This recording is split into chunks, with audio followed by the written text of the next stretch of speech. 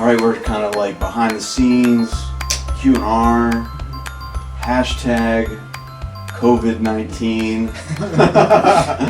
What does this look like? Trying to do a QNR, and hard to do the R, but we can at least do the Q.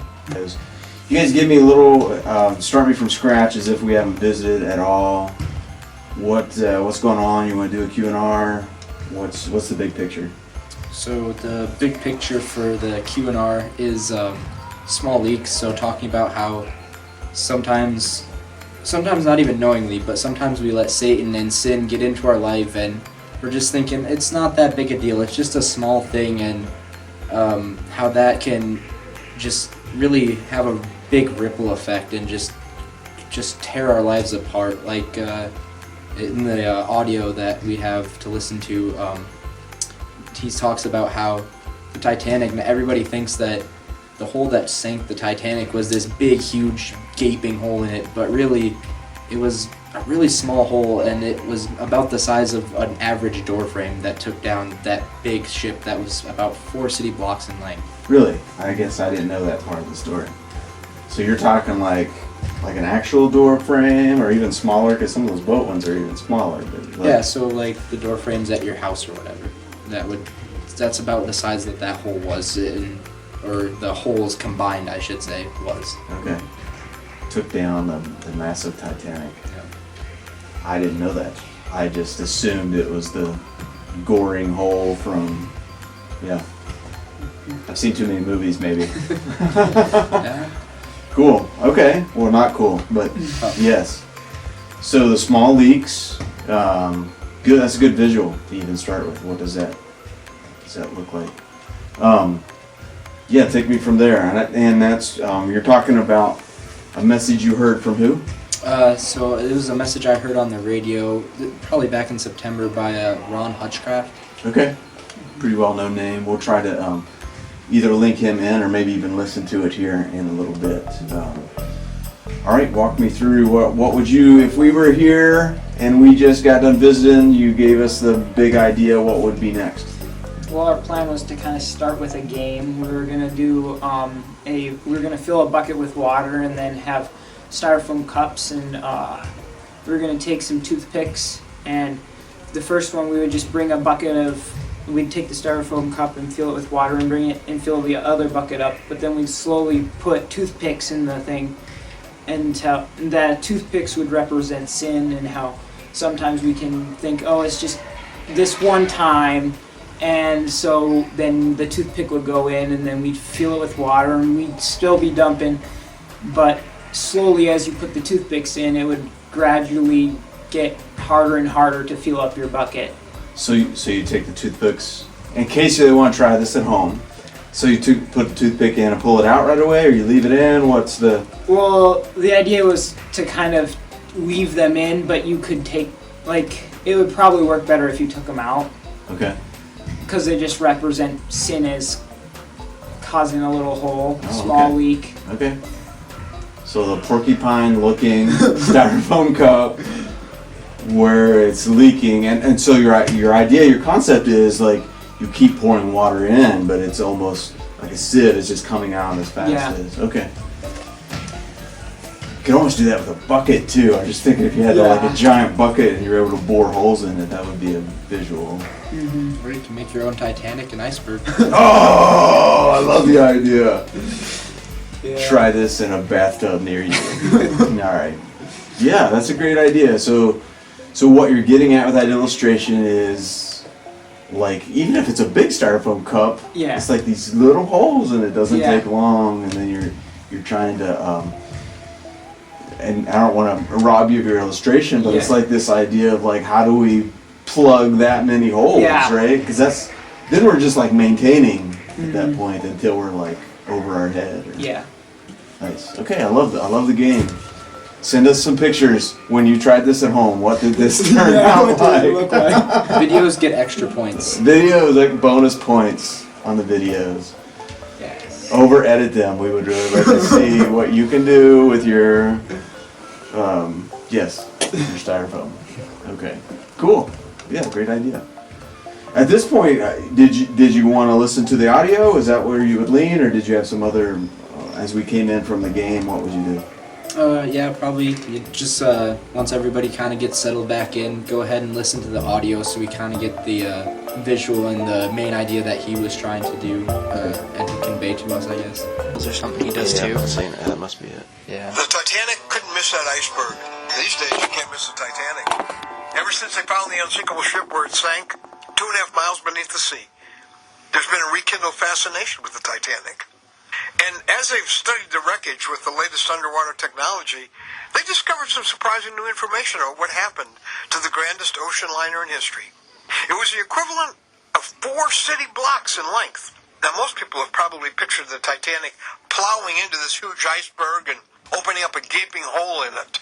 But now we know that the Titanic basically just sideswiped that iceberg. In fact, many passengers didn't even know anything had happened. And it wasn't some gaping hole that sank the unsinkable ship. It was what one newspaper called small wounds that doomed the Titanic. There were 6 relatively small punctures in the hull, pinpricks, according to a TV special on the subject. Here's a ship that was 95,000 square feet in size, and it was sunk by little leaks.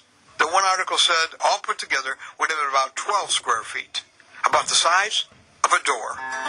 Well, I'm Ron Hutchcraft, and I want to have a word with you today about small leaks. It's all it takes to sink a mighty ship, or a mighty man or woman of God. Song of Songs 2:15, our word for today from the Word of God says, catch for us the foxes, the little foxes that ruin the vineyards, our vineyards that are in bloom. Big vineyard ruined by little foxes. Big ship sunk by small leaks. No wonder that God's wisdom tells us to catch the little foxes or stop the small leaks. Don't wait for them to get big. So many people who were growing in Christ and making a difference for Him have tragically sunk, human Titanics, because of what seemed to be small moral or ethical or spiritual leaks. So small that they didn't think they could do any damage. So small they didn't need to be dealt with. So small nobody noticed. Well, they were dead wrong. Leaders have sunk from those small leaks. Entire ministries, marriages, reputations, businesses, and many followers of Jesus. It might not be a major crash that could bring you down. It might be just a seemingly minor scrape.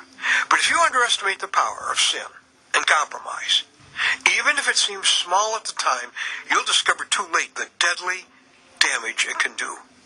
Honestly now, where is the small spiritual leak in your life?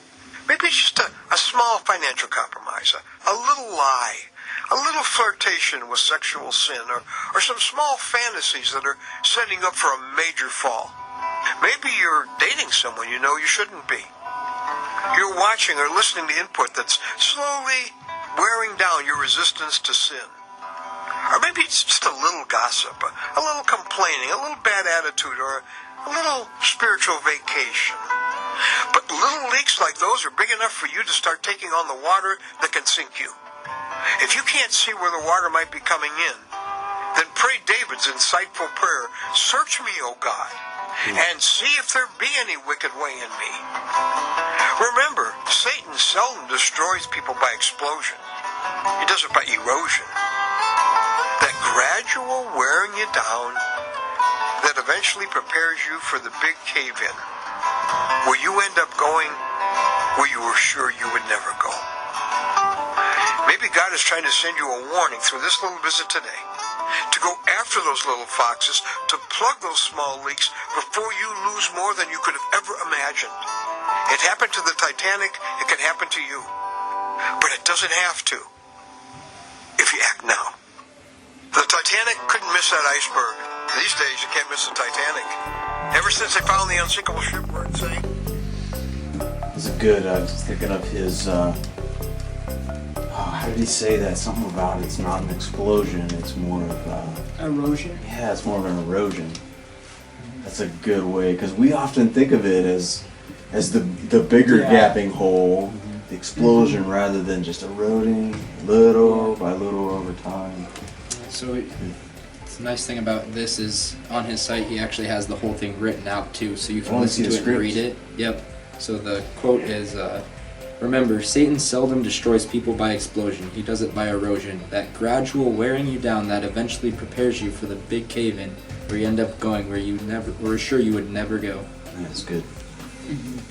I mean, it's not good, but it's like Yeah. he articulates that so well. Where Even like this like Sprague retreat, we watched all those movies and we were just like how to use your discernment muscle, and I think sometimes our discernment muscle can get dumbed down almost by just the small little things that you think, oh, it's no big deal, but in reality, those small things they build up. it's like a atrophy. If you guys ever hurt yourself and you're in a cast or something, and you're not able to use that muscle for a while, and you have this atrophy. You're a runner. Yeah. I was just thinking like, and you've probably seen other guys that hurt something and they're out for a short season. Especially if you like have I don't know if you've ever seen it with someone that's had like a leg like surgery, or they twisted an ankle really bad or something like that, and it's like you compare that one leg to the other leg that you've been exercising, and it's just like how swift, and like it doesn't take very long for the atrophy to kick in, and you're just like, whoa, what happened to my muscle? Is it ever going to get back? And Yeah. let alone like, did you have to shave your leg to do that as a guy? Like, is my hair going to grow back on? Anyways, I'm sidetracked here. But it's that atrophy, it's that that happens. Sometimes we don't realize it till it's like, oh no, it's too late. That's good. You're thinking about the movies or the music or other things. Yeah. And we've had other devotions kind of touch base on that, but to think of it as a slow leak, or the erosion that happens to us is just another good visual. That's what I love about the QNRs. It gives us these fresh visuals to think about. It's good. Really good. I think even about how it was talking about our friends or our relationships and stuff, and we've talked about that before too. You know, sometimes we think that we can change them, and yeah, sometimes we can be a good influence on them and stuff, but if we hang around those people too much, sometimes we get sucked into it just as bad as they are. It's such a hard balance at your guys' age, because especially if we're supposed to be about the Great Commission, which is to go, Yes. make disciples. Well, how can I do that if I'm afraid they're going to rub off on me and so forth? And not that we're perfect either. There's things of our own life, but that's such a hard balance to strike. But if we know if it's a weakness of ours, then we shouldn't be engulfed in those relationships all the time. I think it sometimes comes down to what God's called you to do. Like, He doesn't call everyone to go off to some other country or to go out and preach on the streets, but He prepares certain people for that type of work, and you can be friends with just the random stranger on the street. You could, just in passing, you don't know how you could affect them in the long run. Yeah. Or simple ways. I think of you guys when you go off to college or your career or military or whatever, and the subtle ways that culture can impact or influence you, and you don't even when we don't even realize it. So, hey, we're just going to go catch a movie, or hey, let's go out for a meal, and someone starts to order drinks, and it's subtle, and then you're in this awkward stage. Am I gonna? And what are they going to think about? All those things that go through your head at that moment, and where we really need that discernment, the Spirit of God in us to stand our ground, but also be gentle with whatever comes out of our mouth. Yeah. It's good. Speak the truth in love. Yeah. Even kind of now, especially for like the younger kids, 7th, 8th, 9th, 10th, 11th, and seniors too, going out to work or to school or whatever, we have people that are smoking, drinking, doing drugs and stuff, and there's going to be times that they're going to offer it to you, and that can become a small leak too. You think, oh well, it's just this one time, and I gotta look cool or whatever it is that you're thinking the reason is, and then slowly you become more and more involved in that. It's become so accessible, and even among Christians, like justifiable. Some of those things. Not that we're trying to make black and white, and there's place for personal conviction, but even if our governing body says this movie is PG-13 for a reason, it's R for a reason, it's NC-17 for a reason, there's an alcohol restriction for if our government is saying that, then how much more should we see where a line in the sand is with regard to those things? Yeah, I'm on a soapbox, but just like it seems like it should be commonsensical. Some of those areas that you were just talking about, like how the younger is. But if it's modeled before them too, like how is that being modeled before them? Their peer group or family systems or whatever. Yeah. So they're climbing up a mountain. Some of our friends, some of our peer group. It's like, man, they don't have the support system maybe that some of us had, growing up. It's good insight with that. Just trying to think, what are those pinpricks? What are those small leaks in people's lives? And there's probably some things that I can't even think of, and you're like, oh my goodness, I can see that being something in your life that's been becomes devastating to them. Yeah. Right. To the point of maybe even like, how did you get to the point of like wanting to commit self-harm, whatever that looks like, when really it started with someone making fun of them maybe when they were like a 6th grader or something, and that's just ate away at them, and so then we in our insecurities we try to cover that up and numb it with something. Sometimes it's even just food or exercise or something that could be good, but it turns into like we're obsessed with it. Yeah. So that can be a small pinprick too, which is hard to think of sometimes. Yeah. But it can be. Even good things can become that. I think sometimes too we try and cover it up with something too. We think, oh well, if I do this and I just don't think about it, it won't be a problem, or it won't be a problem right now. And it's kind of like if I was to go out with a roll of duct tape and try and tape up the holes in the Titanic and stuff, it's. I'd like to see you do that. I would probably try it just for the fun of it, but I know but it's not gonna work. Yeah. Yes. Yeah. Yeah. I did see a movie once. There's an old British kind of piratey movie where they got hit by a cannon on the side of them, and it wasn't a huge explosion, but it was enough where they were taking on water. What are we going to do? And one of the shipmates, lieutenants, whatever they are, had this harebrained idea. Let's cut the mast off and take the sail, and they weave together this sail to at least cover up. So someone had to dive in, others had to hold the ropes so that the sail actually covered the hole. What slowed it down enough to where they could get to this island or whatever. And that was just one hole. So think about our lives and the things that we're trying to, and we might even have a good strategy as far as like how are we going to cover up this weakness in our life. But then we realize, that's not the only cannon hole. We're trying to cover that. Not that we want to give the Jesus answer in just a simplistic way, but we get overwhelmed by our pinpricks, those things in our lives, and we got to come to the place in our lives where we're like, man, I can't do this on my own. In the overcoming, whatever those might look like. Sometimes part of that is like coming to a trusted friend of like, man, I know I need Jesus here, and here's a tangible way. I need you to help me, keep me accountable with it. And so I'm jumping ahead here about how to take care of that, but it's like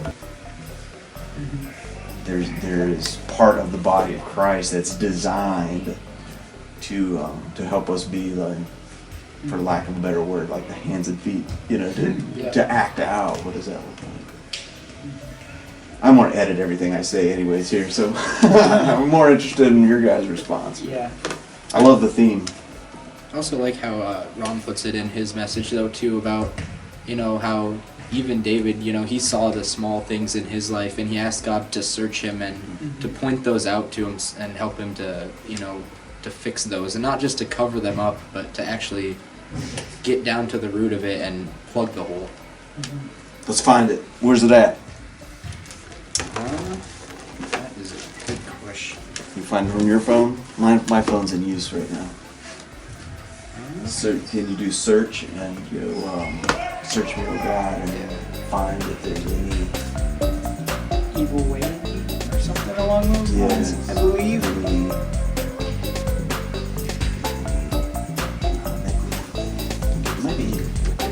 question. Let's go for it.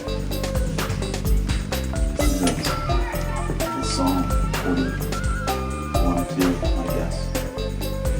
Let's see what full statements it is. Horrible Bible addresses.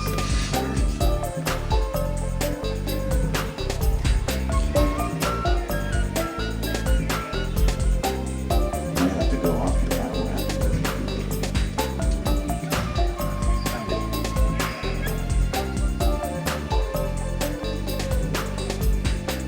Needs. Okay. Tori has the little where you ask it a question, not Siri, but Google, Google.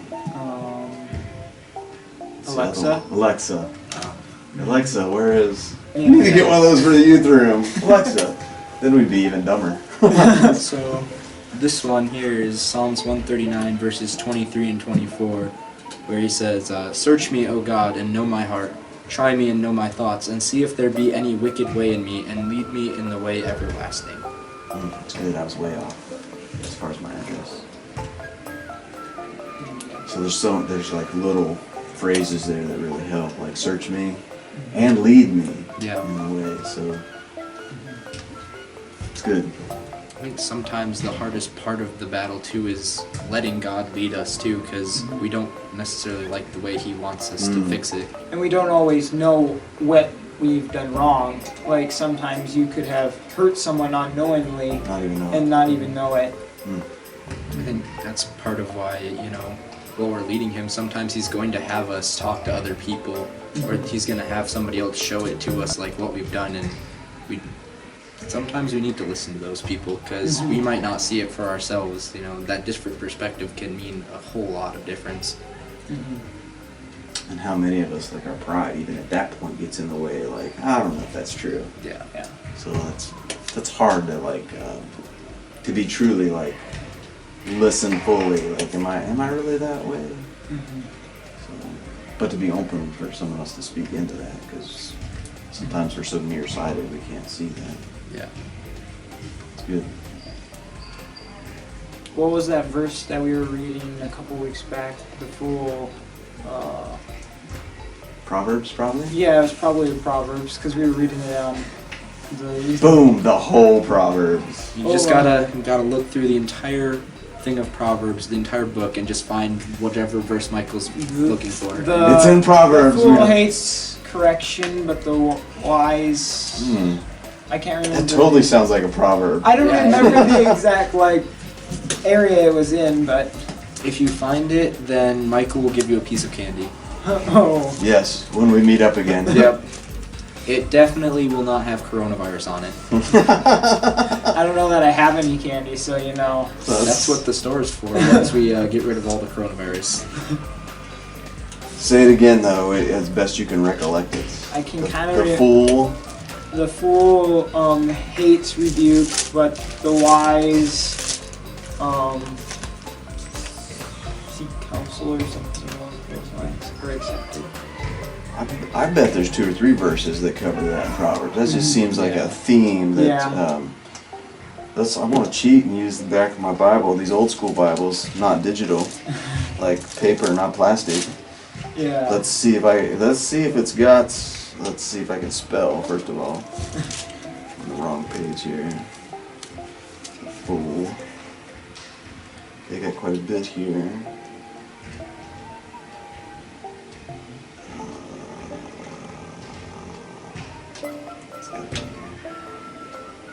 Says something about rebuke.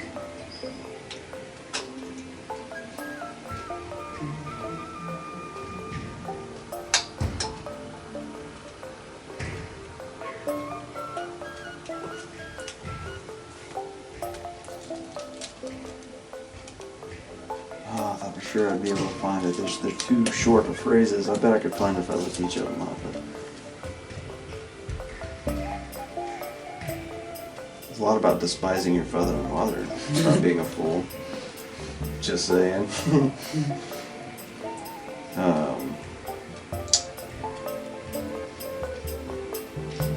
The way of a fool seems right to him, but in the end is folly. I think that is Proverbs 12:15. I was trying to see the fool versus the wise. I don't know, send it in for us. I'm sure all of you have already looked it up by now, and you're quicker than I am as far as looking at the paper version. But it seems like almost a direct quote of what you're saying. It may seem like it, but you know.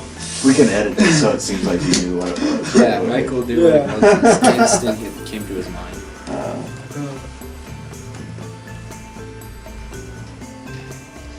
One of the proverbs I remember about foolish, I don't know where it's in Proverbs, but it's better to remain silent and seem a fool than open your mouth and remove all doubt. Mm-hmm. Yeah.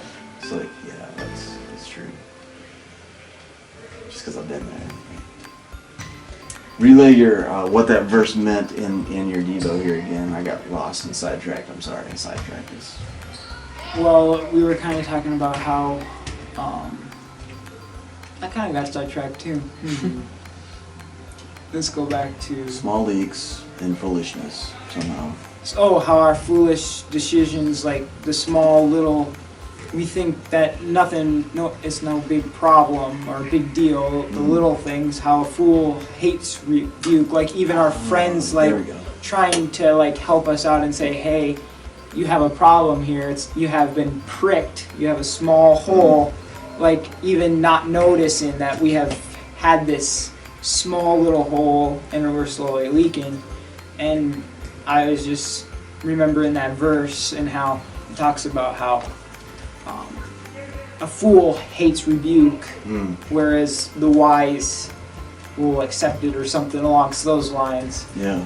Two things kind of came to my mind while you're talking about that too, is how the wise man will seek godly counsel and stuff too, and the fool will, he looks for whoever just kind of tells him what he wants to hear, basically, is what my kind of thought was on it.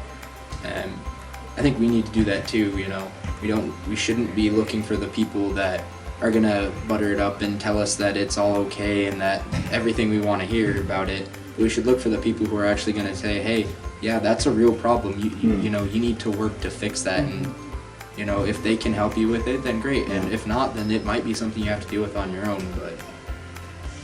And the other thought I kind of had was how I don't remember where it's found either, but how the brother tells the guy about the speck in his eye while he still has the log in his own.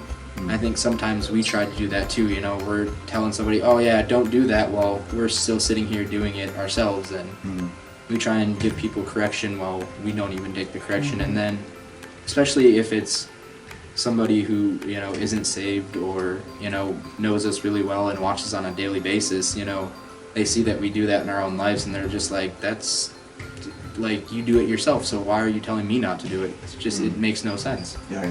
Yep. That's a good word for us to.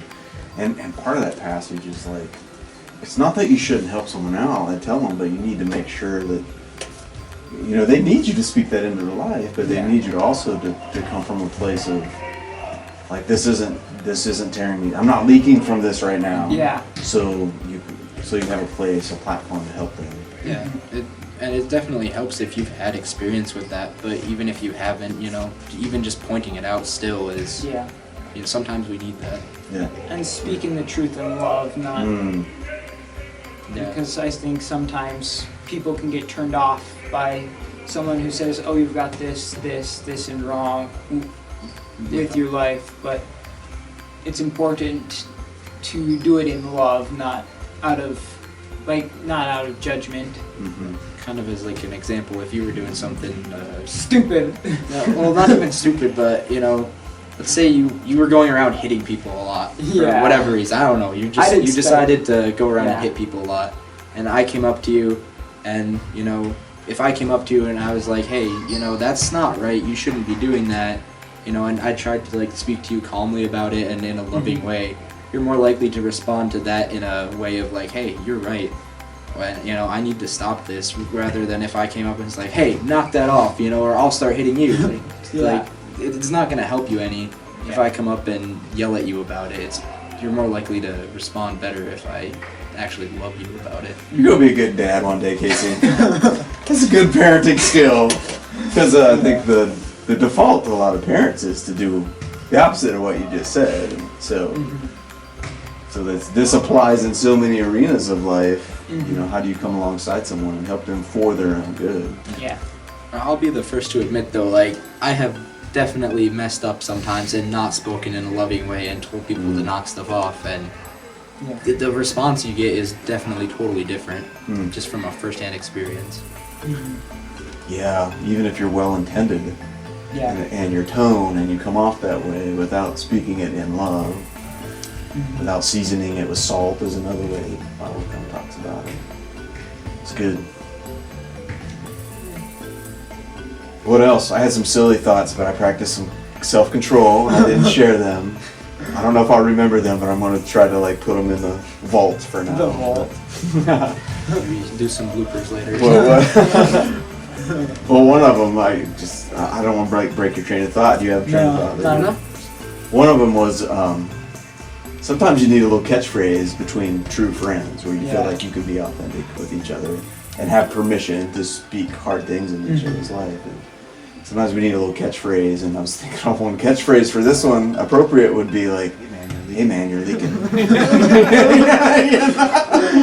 That would only work in the right, scenario. But it's just like you'd have to understand what you're saying. But yeah, that's definitely on the blooper. But sometimes we need to have a lightheartedness also about like, hey, this is a serious thing, but also, man, life's real.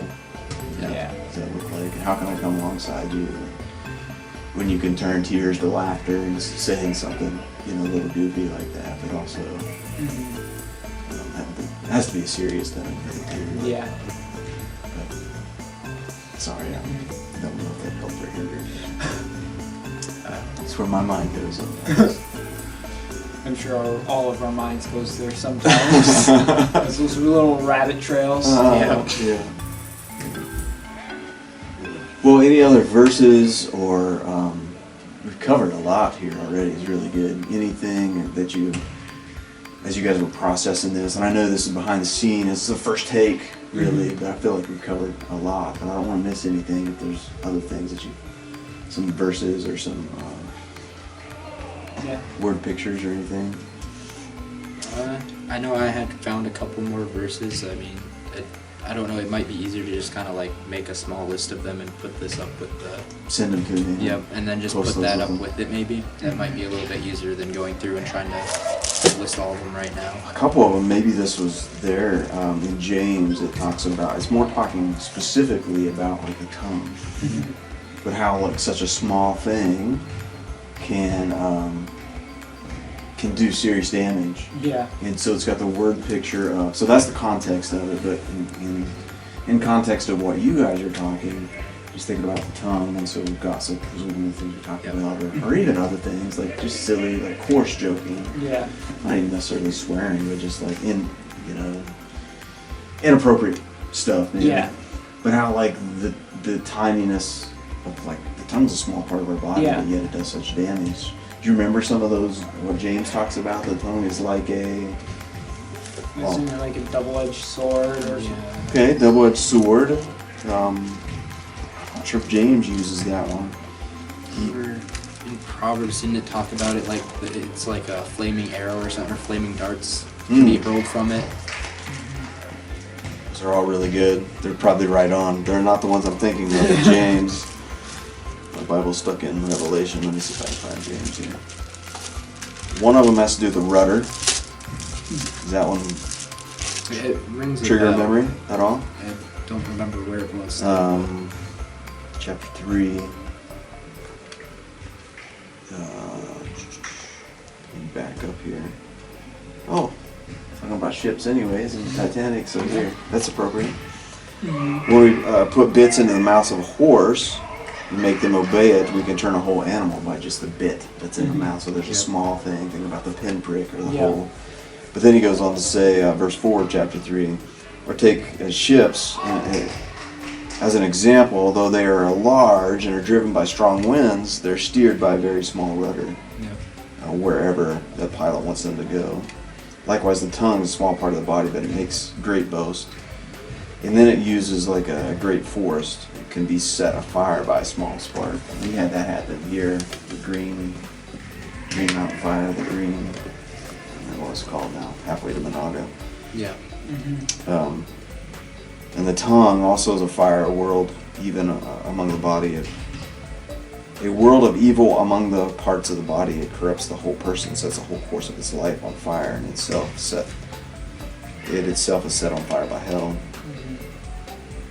Anyways, there's a couple other little illustrations there. I was just thinking of a small thing, and our tongue's a small thing that can set a whole, can do damage, and use 2 or 3 illustrations. Sometimes those word pictures just help me think about. So I love your word pictures. I was thinking of a styrofoam cup with,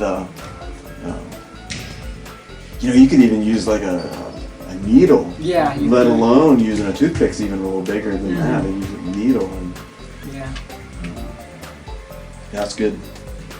Well, send me those verses and post those if you think of them. Yeah.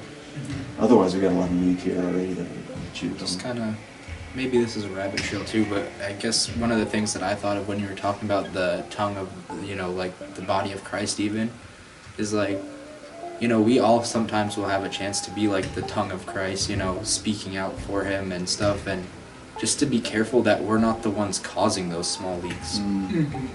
Telling somebody that that's not a big deal or, anything like that, and just be careful because, like on the larger scale, you might think of like a pastor or a priest or whatever who, he's told his congregation things that aren't true, that aren't in the Bible, and it can lead an entire church astray. Yeah. But even on the smaller scale, just ourselves in our daily life, just, somebody's like, hey, do you think this is wrong? And even though we know it's wrong biblically or just morally even, we're like, oh no, that's not a big deal. And just we have not necessarily like purposefully or completely created the hole by ourselves, but we've contributed to the, possibly the sinking of that entire person and their, their faith. It's like that was just a pinprick. That was the small hole, but then it's like us taking a pencil and making it bigger. When we do something like that, and especially when we know better, can make it quite worse. That's good. I think de facto we maybe even do that more often than we're intentionally with it. Yeah. Great. It's even kind of to do with being an example to people too. Just because we tell somebody not to do it and they see us doing it, we can cause that prick to get bigger even just by that. Yeah. Yep. It's multiplied that way. I love the idea of like someone could take a shotgun out and shoot some holes through a bucket, a 5-gallon bucket or something. I don't know, all kinds of, don't hurt yourself. Get permission to use some guns here. But there's some ways that you can expand that illustration a little more. Just trying to think of like how we can be more discerning and just mindful of not causing other people to have more holes. I'm just trying to think of like ways that we can be on guard for that even. One of the ways I've been finding as I've gotten older is just having genuine conversations. Not that we even have to have all the answers to something. Like our question and response. It's just like, this is what are you guys, 17, 18? 18. Yeah. Both of you 18? 17, 18? And so it's like, so you're almost 20, what would 30-year-old Casey and Michael say to nearly 20-year-old? You know what I mean? Like, you're going to keep getting wiser.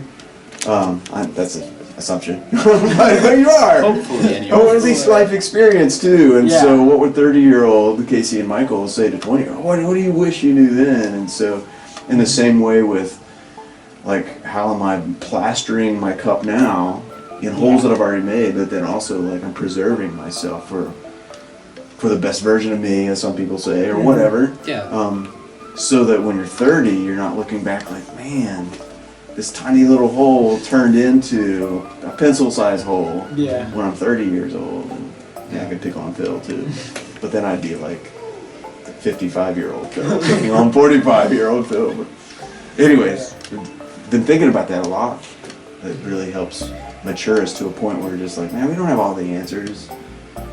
But if I could think through, like 10 years from now, looking back on what I think is such a big deal or what I'm trying to justify right now. Might even bring that into perspective of like, right now, am I plastering holes that I've already made, or am I making new ones or making the old ones bigger? That's good perspective, good vantage point. Thing like this also might be a rabbit trail, I don't know, but I've always appreciated having people, you know, that are older than me, like you and my dad, and you know, things like that in my life, because you know, we don't always have the answers. You guys don't always have the answers either, but sometimes it helps to have that person who's gone through that and experienced it to just say like that I know it doesn't seem like a big deal, but it really is. You know, because they've experienced it. Yeah, like I can talk to Michael and he might be like, well, I don't know either, and I might go and do something really dumb and make a bad decision. But I can come and talk to my dad or talk to you or another adult that's maybe gone through that, and you're like, no, that is a really bad idea, you know, like I did that when I was your age and it had a large impact on my life for the rest of it. Yeah. Those wise words. You know, if we're able to like swallow that pill right now where you're at and be like, okay, so I don't want to learn the hard way by learning through someone else's example, maybe. Sometimes we do have to learn the hard way, but we do. The fewer times that we do have to learn the hard way, usually the better. Yep, and God will gives us the freedom to learn that sometimes, to go that route. But His grace is always waiting for us. It's always there waiting for us. It's always waiting to help us fix the holes that we made. Yeah. Yeah. And He can miraculously, like, do a patchwork that we could, like, never even try to do. So I even think, like, sometimes when we're having really hard times and stuff, we might be thinking, like, oh, God's trying to sink the ship and making all these holes and stuff, like, He's allowing it to happen. And sometimes Him allowing stuff to happen, I feel like, is even just like He's patching the holes, and this is just like part of the process of Him patching it up. Like, it might not seem like it, but sometimes, you know, God works in ways that we wouldn't expect, and you know, we don't always understand what He's doing, and He does, and He knows what's best for us, and He wants what's best for us, because He loves us more than our earthly father or our friends or anyone ever could. when you live long enough, you start to see that patchwork, and it's like it becomes a beautiful thing. It's like a scar story.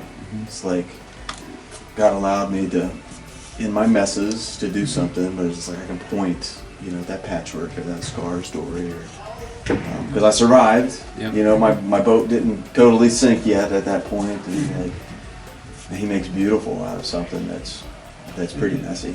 And so I hope that that's hope for some people, your peer group, people that are listening or watching this, that man, God can make, He can make amazing music and the movie of our lives out of something like really despondent, or even the trivial, even the small things that we don't think is, that He can make it pretty fantastic. I'm stoked. I don't know how this is going to edit and finalize, but this was a great experiment.